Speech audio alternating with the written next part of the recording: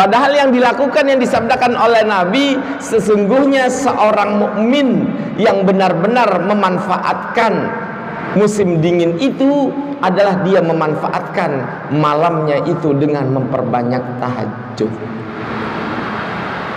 Makanya kita harus tahu ketika Rasulullah meriwayatkan, sesungguhnya andaikan engkau tahu siapa gerangan salatnya yang bagus, salatnya yang bagus itu adalah salatnya Nabi Daud.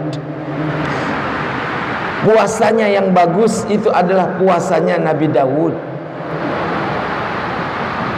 Disinilah kemudian bagaimana sih salatnya Nabi Daud sampai Nabi kemudian mengucapkan hal itu.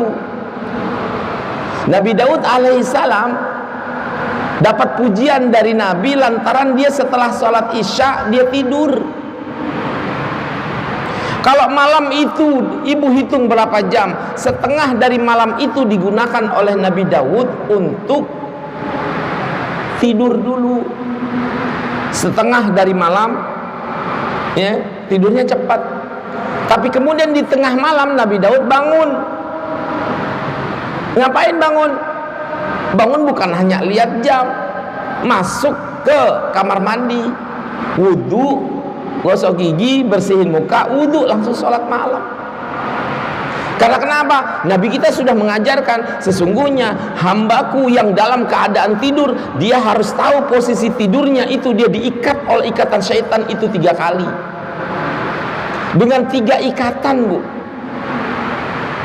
Setiap hamba yang tidur, Ustaz, kan dia berdoa untuk melindungi dirinya, tapi ikatan itu bisa kebuka, kata Nabi. Yang pertama, ikatan itu bisa terbuka kalau dia benar-benar bangun.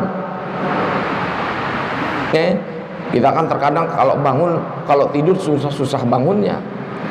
HP dipasang alarm, alarmnya bunyi, kita matiin, kita tidur lagi. Bunyi lagi, tidur lagi.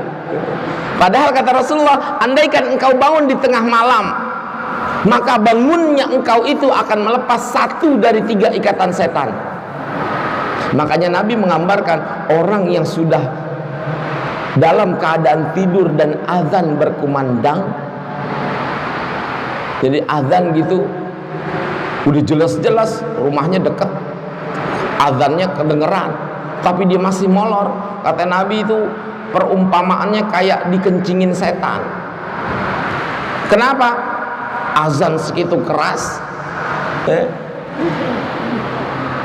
telinga kita kagak dengar.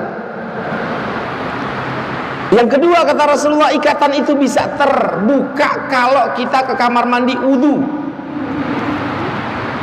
1, bangun tidur terbuka 1. 2, wudu terbuka 1. Dan yang ketiga, ikatan itu kemudian terlepas dari jiwa kita dan jasad kita manakala kita sholat malam 2 rakaat. Ini yang diajarkan oleh baginda Rasulullah Sallallahu Alaihi Wasallam. Makanya sahabat Abu Hurairah meriwayatkan sebuah riwayat, ala adullukum alal ghanimah al-baridah. Maukah engkau aku tunjukkan harta rampasan yang begitu sangat dingin? Apa itu harta rampasan yang dingin? Harta rampasan perang yang diraih tanpa harus bercapek-capek ikut perang. Harta rampasan yang didapat tanpa harus berletih-letih. Dan kita dapat di saat musim dingin. Bala, kata teman-temannya, mau dong. As-siyamu fa innahu ghanimatul baridati asyita. Puasa itu adalah harta rampasan yang engkau bisa dapatkan di musim dingin.